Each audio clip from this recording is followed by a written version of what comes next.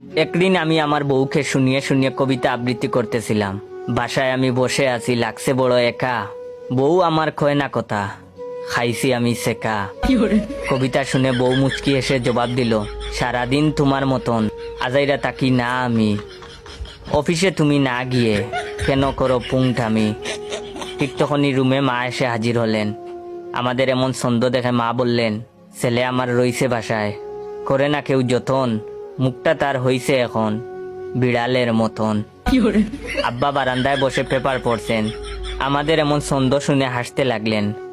আম্মার আগেই বাপ নিয়ে বলল, মনে পড়ে সেই কথা, চুবাইলাম তোমায় বিলে, তখন কিন্তু তুমি আশিকের মতন ছিলে।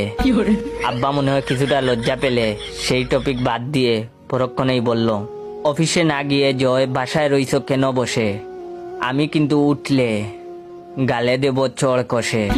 দাঁত খুঁচাতে খুঁচাতে রুদেলা রুমে হাজির। সেও বলল, ভাইয়াকে একা পেয়ে দিচ্ছে সবাই বোকা। ভাইয়ার মুখ চিকার মতন লাগছে বুকা শুকা। সবার এমন ছন্দ শুনে আমি শিহরিত। রুদেলাও দেখি কম নাই, হতচ্চারি ছন্দ পারল কেমনে।